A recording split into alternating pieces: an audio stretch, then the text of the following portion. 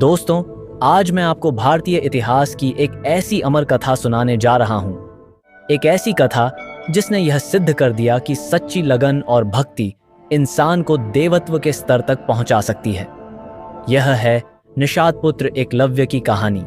एक ऐसा बालक जिसने अपने गुरु को प्रत्यक्ष शिक्षा दे बिना ही केवल उनकी छवि को हृदय में बसाकर इतिहास का महानतम धनुर्धर बनने की राह तय की। लेकिन यह सिर्फ धनुर्विद्या की कहानी नहीं है। ये कहानी है गुरु भक्ति की, ये कहानी है समर्पण की, ये कहानी है निष्ठा की। प्रारंभ वनवासी समाज और एकलव्य का जन्म बहुत समय पहले की बात है।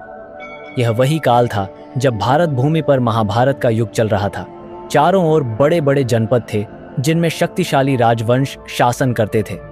महलों, राजसभाओं और महान गुरुकुलों से दूर विशाल वनों और अरण्यों में वनवासी जनजातियां बसी थीं। ये वनवासी लोग प्रकृति के पुत्र माने जाते थे। उनका जीवन साधारण था, शिकार करना, फल फूल एकत्रित करना और नदियों के किनारे बसकर जीवन यापन करना। उनकी वेशभूषा साधारण थी, पर साहस और आत्मसम्मान उनमें कूट कूट कर भरा था। इन्हीं वनवासियों के बीच निषाद वंश का राज चलता था। उनके राजा का नाम था हिरण्यधनु। वे एक न्यायप्रिय, साहसी और धैर्यवान शासक थे। इतना ही नहीं, वे स्वयं भी एक कुशल धनुर्धर माने जाते थे। और यहीं से आरंभ होती है हमारी कथा। हिरण्यधनु के घर एक पुत्र का जन्म हुआ। उस बालक की आंखों में जन्म से ही अनोखा तेज था, चेहरे पर निर्भीकता और स्वभाव में एक अलग ही दृढ़ता। उसका नाम रखा गया एकलव्य। बचपन के खेल, धनुष बाण का आकर्षण।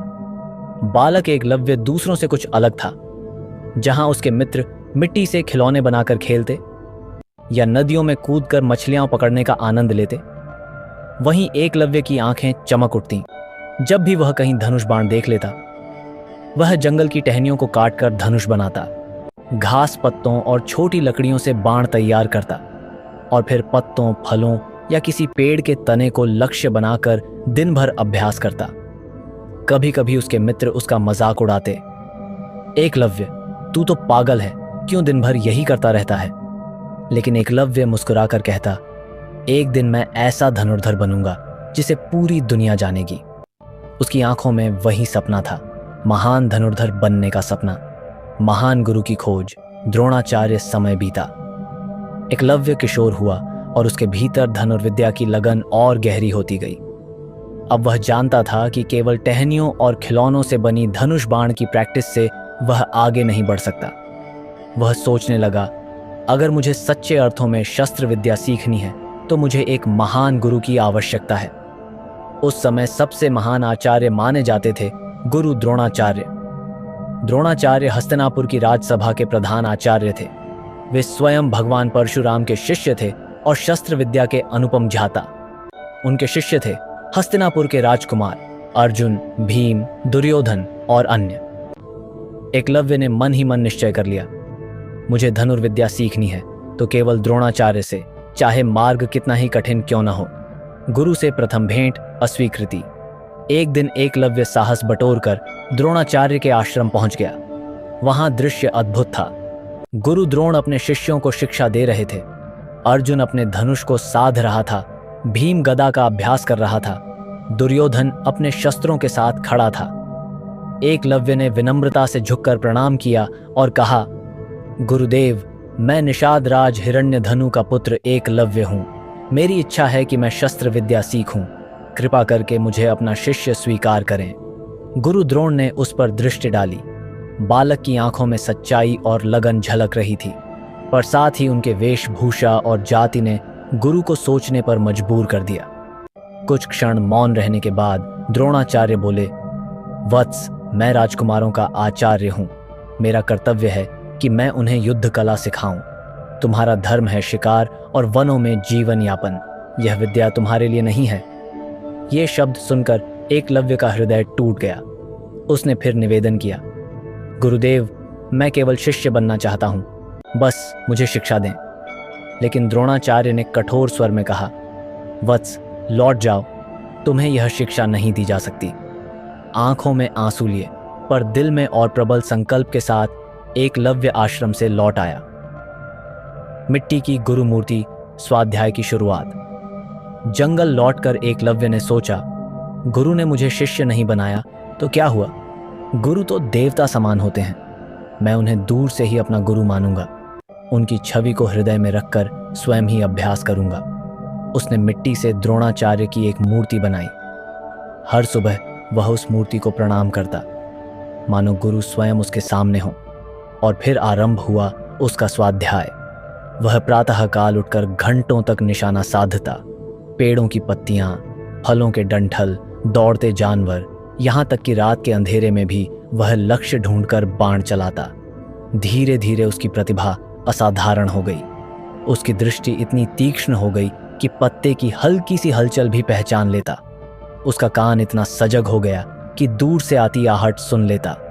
कुत्ते की घटना, अद्भुत कौशल। एक दिन की बात है। हस्तिनापुर के राजकुमार अपने गुरु के साथ शिकार के लिए वन में आए। उनके साथ एक शिकारी कुत्ता भी था। वह कुत्ता भटकते भटकते एकलव्य के पास पहुंच गया, भौंकने लगा, जिससे एकलव्य का अभ्यास भंग होने लगा। एकलव्य ने बिना हिंसा किए केवल बाणों से उसका मुंह बंद कर दिया। इतनी तेजी और सटीकता से उसने 7 बाण चलाए कि कुत्ते का मुंह बंद हो गया, पर उसे चोट भी न पहुंची। कुत्ता भागते भागते राजकुमारों के पास पहुंचा। राजकुमारों ने जब यह दृश्य देखा तो चकित रह गए। यह कैसी कला है? इतना अद्भुत निशाना किसका हो सकता है? वे गुरु द्रोण के पास गए और सब बताया। द्रोणाचार्य स्वयं उस दिशा में गए और उन्होंने देखा, वहां खड़ा था एकलव्य। गुरु दक्षिणा, सबसे बड़ा बलिदान। द्रोणाचार्य ने उससे पूछा, वत्स, तुम कौन हो? एकलव्य ने प्रणाम करते हुए कहा, गुरुदेव, मैं आपका शिष्य हूं। द्रोणाचार्य ने आश्चर्य से कहा, लेकिन मैंने तो तुम्हें शिक्षा नहीं दी। एकलव्य ने मुस्कुराकर कहा, गुरुदेव, आपने मुझे भले प्रत्यक्ष शिक्षा न दी हो, पर मैंने मिट्टी की आपकी मूर्ति बनाकर आपको ही गुरु माना। आपके चरणों में प्रणाम कर प्रतिदिन अभ्यास किया। आपकी कृपा से ही आज मैं यह विद्या सीख पाया हूं। गुरु द्रोण का हृदय गर्व और चिंता दोनों से भर गया। गर्व इस बात का कि उनके नाम से ही एक बालक इतना महान बन गया। चिंता इस बात की कि कहीं वह अर्जुन से आगे न निकल जाए।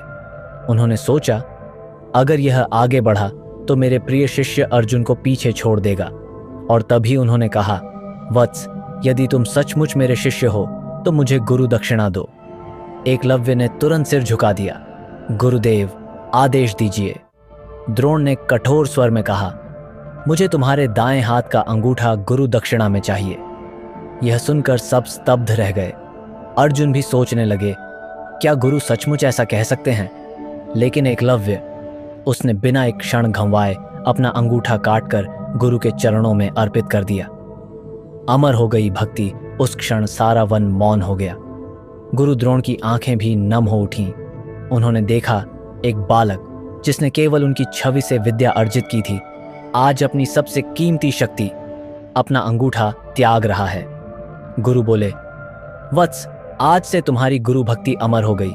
तुमने संसार को दिखा दिया कि सच्चा शिष्य वही है जो अपने गुरु के लिए सब कुछ न्यौछावर कर दे। अंगूठा कटने के बाद एकलव्य कभी पहले जैसा धनुर्धर नहीं बन पाया, पर उसका नाम इतिहास में अमर हो गया। निष्कर्ष, सीख दोस्तों, एकलव्य की यह कथा हमें सिखाती है कि सच्ची लगन और मेहनत से असंभव को भी संभव बनाया जा सकता है। गुरु चाहे प्रत्यक्ष शिक्षा दें या न दें, उनकी प्रेरणा ही शिष्य को महान बना देती है। सच्ची भक्ति और समर्पण ही मनुष्य को अमृतत्व प्रदान